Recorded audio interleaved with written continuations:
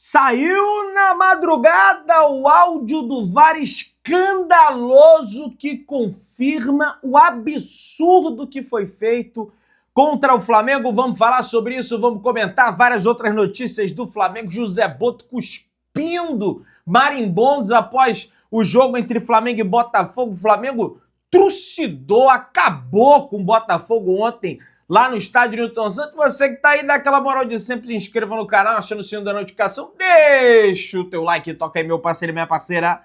Tocou então, vem comigo, Brunegro. Vamos às notícias do Flamengo.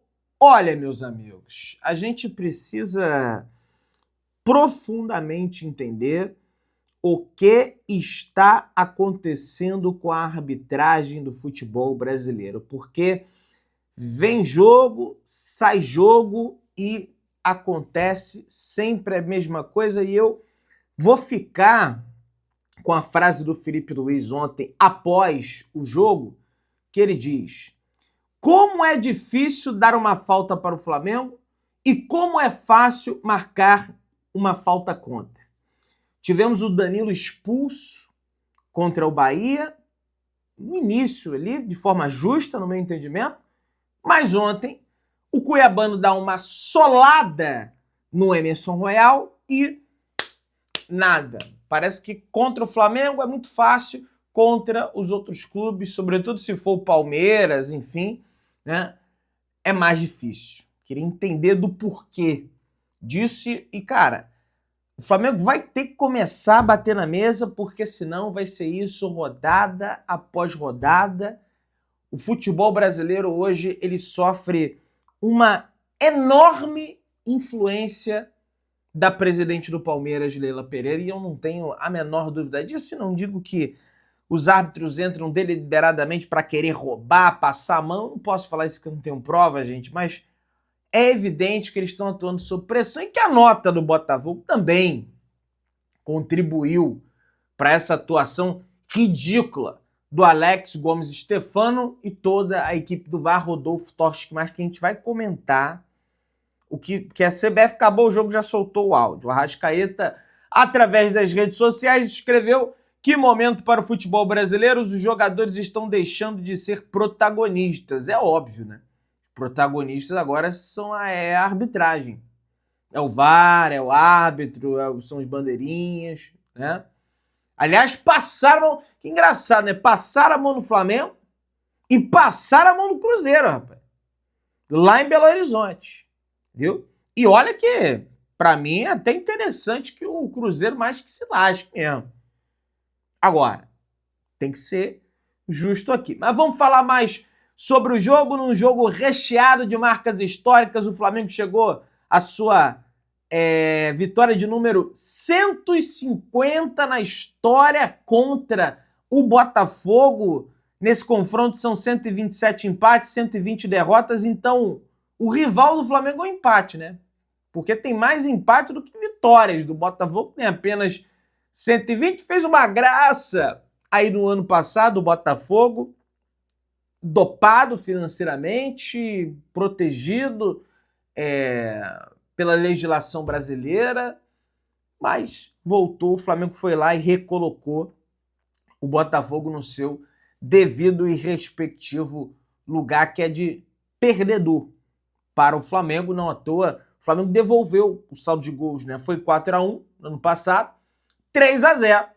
Um saldo de gols, tá tudo certo aí, o Flamengo humilhou o Botafogo. O Everton Cebolinha foi substituído no segundo tempo. A assessoria de imprensa do Flamengo informa que ele sentiu dores no músculo anterior da coxa esquerda. E, cara, pior que eu achei que o Cebolinha entrou bem, viu? Achei até que em poucos minutos ele fez mais coisa que o Samuel Lino. E olha que eu não sou nenhum, porque esse Samuel Lino... Não, gente. Tá sem confiança, nitidamente tá errando tudo. Mas tem que dar cancha, tem que dar... Gente, não adianta ser impaciente agora. Faltam 11 jogos para acabar o campeonato, faltam 3 jogos para, quem sabe, o Flamengo levantar o caneco da Copa Libertadores. Então, temos que ser inteligentes. Agora, O que chama atenção também, porque a gente sempre fala aqui de sintético, porque vai ser no sintético, o aproveitamento do Flamengo na grama sintética nesse ano é de 100%. Você sabia disso? O Flamengo ganhou do Palmeiras na grama sintética. O Flamengo ganhou do Botafogo na grama sintética. E o Flamengo ganhou do Atlético Mineiro na grama sintética. Você vê que os jogadores já estão até bem habituados ali.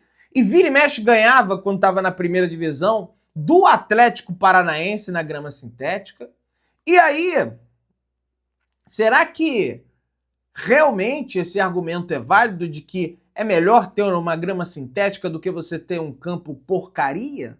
Porque o Léo Pereira afirmou o seguinte na saída do estádio: prefiro jogar aqui do que no campo do Bahia, que é uma grama natural, mas que é completamente esburacada. E o Jorginho teceu o mesmo comentário que o Léo Pereira durante a semana, e após o jogo ele, olha, corroboro com aquilo que eu disse na entrevista lá que eu dei pro UOL, é melhor uma grama sintética do que você jogar num gramado todo esburacado. Lógico, no mundo ideal é tudo ser natural, a grama, e ser bom, mas infelizmente o futebol brasileiro ele acaba impossibilitando. Léo Pereira, durante a zona mista, falou sobre a preparação durante a data FIFA e disse que elevou a data FIFA o elenco do nível do Flamengo e falou o seguinte: o próximo jogo é uma final, Flamengo e Palmeiras, a gente sabe da expectativa que é criada em cima desse jogo. Nós viemos de treinos muito bons nos últimos 10 dias que elevaram o número da equipe. Gente, veja,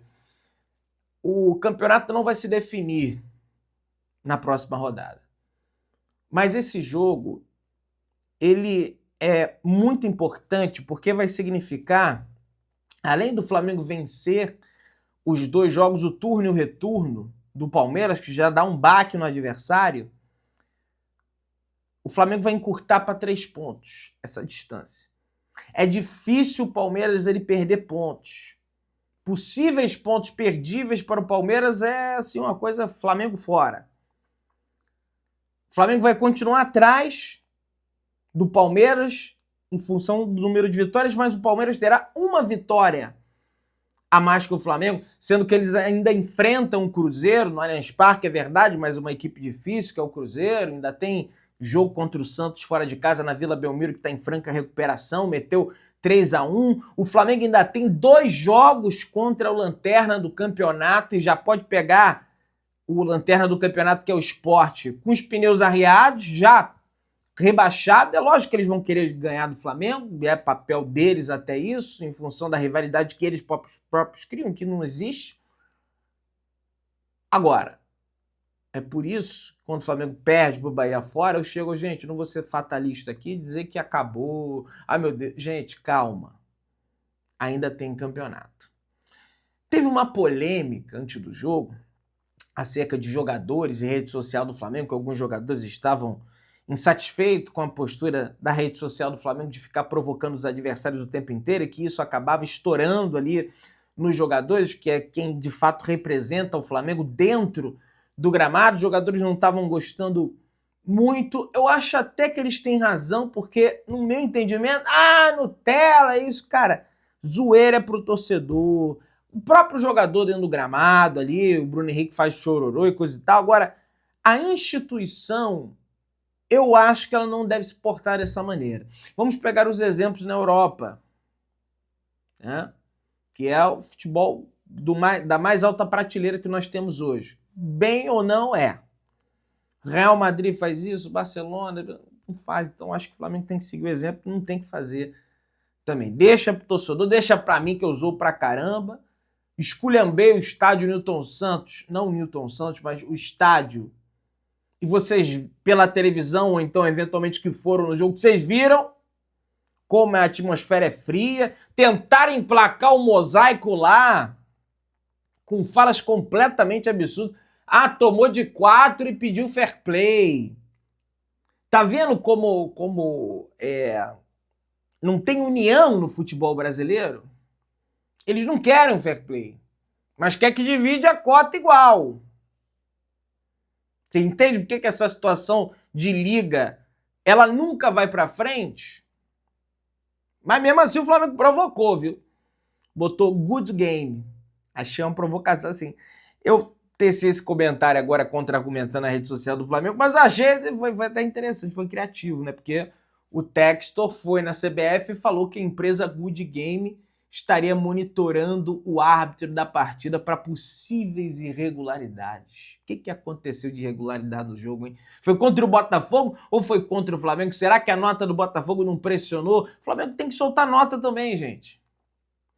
O jogo é jogado, lambaria pescado, sinto muito lhe informar que o Flamengo tem que soltar nota para botar pressão nesse jogo no Maracanã, ainda mais que vai enfrentar a equipe mais beneficiada pela arbitragem desde que a Leila Pereira assumiu o comando. E tá de parabéns porque faz um trabalho de bastidor, e eu não estou fazendo nenhuma insinuação, mas faz um trabalho de bastidor inacreditável a presidente do Palmeiras, né? O Flamengo tá invicto em clássicos nesse ano de 2025, são 13 jogos, 8 vitórias, 5 empates e 0 derrotas. Ainda tem mais um clássico contra o Fluminense do Zubeldia, que está em franca ascensão, perdeu recentemente, verdade, para o Mirassol, vai pegar o Juventude hoje, mas é mais para o final do campeonato que o Flamengo tem essa partida contra o Fluminense. No primeiro turno o Flamengo venceu o Fluminense, gol de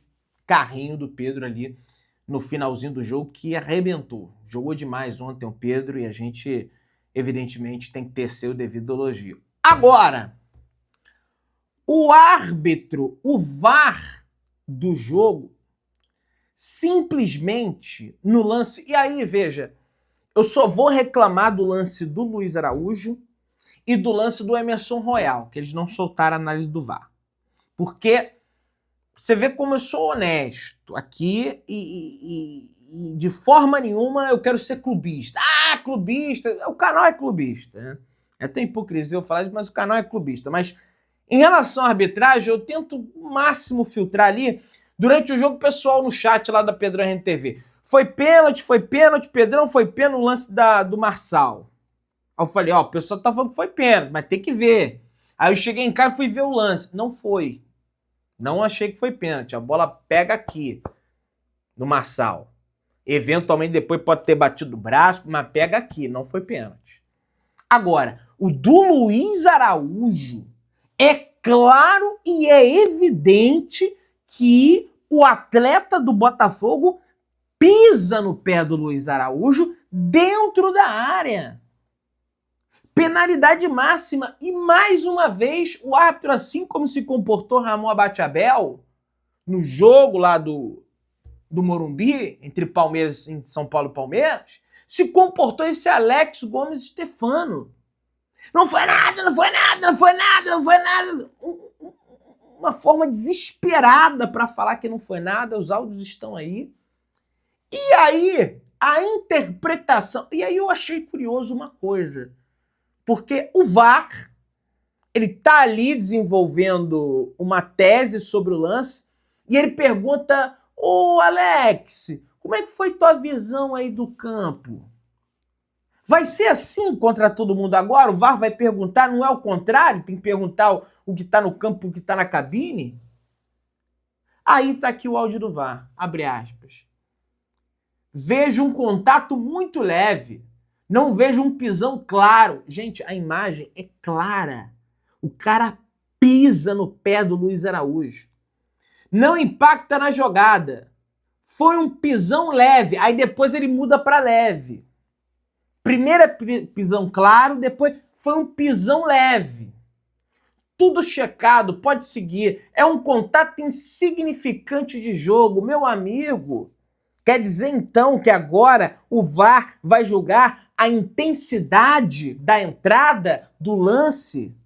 Vocês vão ter que botar um medidor de força na chuteira de cada jogador, bicho. Pisão leve, meu amigo, pisão é pisão. Aí depois ele ainda tece um outro comentário dizendo que e mesmo que a jogada prosseguisse, o Luiz Araújo não ia conseguir alcançar a bola. Dane-se! Não importa se ele iria alcançar. Esse comentário é inválido. Para mim, isso é até erro de direito. Na regra não fala se ele iria alcançar a bola ou não. Falta é falta. Não existe sem querer, querendo, como o Ramon Abate-Abel quis botar lá no jogo do São Paulo contra o Palmeiras. Não existe interpretação, ele não alcança. Isso até pode ser interpretado para você eventualmente dar a aplicação de um cartão amarelo, dar a aplicação de um cartão vermelho. Ah, ele estava em direção ao gol, seria uma chance clara e manifesta de gol. Aí você avalia ali os pormenores e o árbitro dá o vermelho, dá o amarelo. Agora, para falta, falta é falta. Não interessa que o cara não ia alcançar a bola. Ou ia. Isso não interessa. Entende? E o Flamengo foi mais uma vez garfado. E não é porque o Flamengo venceu de 3 que a gente não... Ah, vamos falar só do Rei. Já falei um monte de coisa. O Flamengo foi garfado e o áudio desse VAR é um negócio assim absurdo e esses caras precisam ser punidos. Que isso, Pedrão, vai tirar o emprego dos caras? Tiraram lá do Jean-Pierre, o Vin Diesel. Porque errou contra quem? Contra o Palmeiras. Coincidência? Eu, sinceramente, acho que não. O Bragantino também não pode falar de nada. Tá? Tomou de 5, vitória merecida do Palmeiras, mas o John no intervalo falou... E ex-jogador do Palmeiras, hein? Os times que vêm jogar aqui não jogam só contra o Palmeiras, jogam contra o juiz. É impressionante, eu nunca vi isso.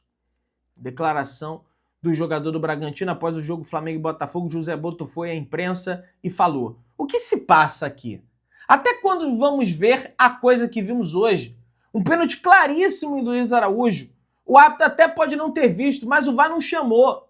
Precisamos de explicação. Intervenção máxima para quando é para prejudicar o Flamengo. Intervenção mínima para quando é para eventualmente marcar uma coisa a favor do Flamengo, que lhe é de direito. Portanto, nenhum benefício. Né? Após o jogo, o Pedro Queixada do Flamengo falou: é importante ter sequência para desempenhar bem, entrar em um jogo e no outro e não, às vezes acaba tirando a confiança e a sequência. Todo jogador quer jogar. Eu, como atacante, quero estar em campo para ter essa sequência. Feliz por hoje começar jogando, fazer gol e espero que seja assim o resto da temporada. Isso foi perguntado. O Pedro fez o seu gol de número 151, é o 7º maior artilheiro da história do Flamengo. Isso foi perguntado ao Felipe Luiz após o jogo. Ele elogiou o Pedro, falou que ele fez uma grande partida, falou que o campo fala, entretanto, deixou bem claro que ninguém tem vaga cativa no elenco. Ele chegou a citar, nem mesmo o Arrascaeta tem vaga cativa, não no elenco, no time titular. E ele foi perguntado 1, 2, 3 vezes sobre isso, e até achei que ele parecia um pouco pé da vida ali, porque ele já tinha explicado. Eu não estou criticando ninguém, tá, gente, pela madrugada, mas estou falando o que eu vi da entrevista coletiva. Tá? Ele não gosta muito dessa situação.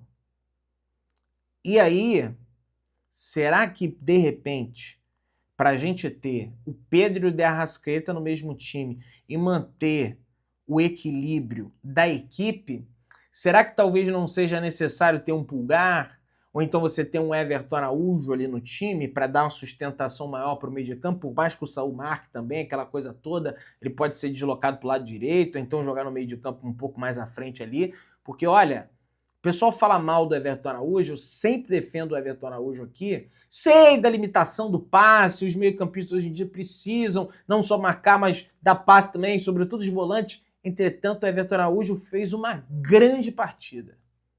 Gostei muito da atuação do Everton Araújo, entrou numa fogueira danada porque não tinha fulano, ciclano, beltrano, sintético, fora de casa, clássico, e jogou bem, sustentou a bronca no meio de campo do Flamengo. Quando é para falar mal, o pessoal lembra. Mas quando é para elogiar também, evidentemente que a gente precisa lembrar, ainda mais que é um garoto da base. O Felipe falou na entrevista: você não gosta que o bota da base? Botei da base. Jogou pra caramba. Agora, quando é errado também, vocês vão cair em cima. E é verdade.